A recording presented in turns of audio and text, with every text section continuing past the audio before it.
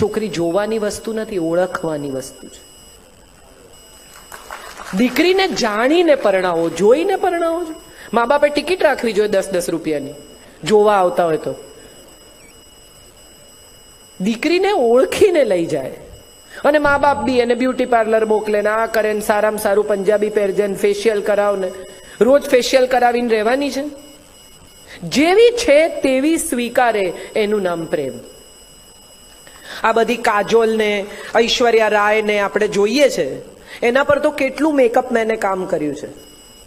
એના ડ્રેસ મનીષ મલ્હોત્રાએ કર્યા છે, એની પર કેમેરો ફરે છે ત્યારે આવી રૂપાળી લાગે છે લાઇટો કરીને. અજય દેવગને કે અભિષેકે તો એને સવારે ઉલી ઉતારતી જોવાની છે રક કરીને. એવી ગમે છે તો પ્રેમ છે, બાકી આકર્ષણ છે. જોવાથી થાય ને એને તો આકર્ષણ કહેવાય, જાણવાથી થાય એને પ્રેમ કહેવાય. અને આ વાત આપણી દીકરીઓને આપણે પણ શીખવવાની છે. મમ્મીઓ બધી એમ કે તને ખબર નથી દુનિયા કેટલી ખરાબ છે, કોલેજમાં ના મોકલે, આમ ના કરે, ભણાવે નહીં. ખરેખર સત્ય એ છે કે દીકરીને તૈયાર કરીને કોલેજમાં મોકલો. ગલીન નાખે 25 ઉભા રહેતા હોય પણ એની સામે ના જુએ એવી તૈયાર કરો ને. કોઈ એની પાછળ પાછળ આવતું હોય રાતે તો ઊભી રહે આપણી દીકરી, ચાલ ઘેર આવું જ, પપ્પાને મળવું જ, લેતી જવું તને. ખાલી પાછળ શું કામ આવે છે, જોડે જોડે ચાલ વાતો કરતા જઈએ. આપણે બધા ક્યાંક કશેક ભીતરથી બહુ ડરેલા છીએ અને આપણને બધાને એવું લાગે છે કે આ ભય આપણા સંતાનમાં ટ્રાન્સફર કરી દઈએ. આપણે તો શૂરવીર છીએ, આપણે કોનાથી ડરીએ ને શું કામ ડરીએ? આપણી દીકરી એટલી શૂરવીર હોય કે કાલી દુર્ગાનો અવતાર થાય.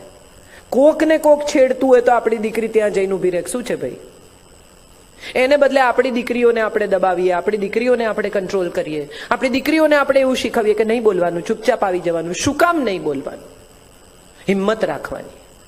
આવતીકાલે સવારે જો એને સમાજમાં કોઈ પરિસ્થિતિનો સામનો કરવો પડે તો આપણી દીકરીઓને એવી તૈયાર કરીએ કે લોકો દાખલો આપે કે વાહ, આમની દીકરી જોઈ તમે.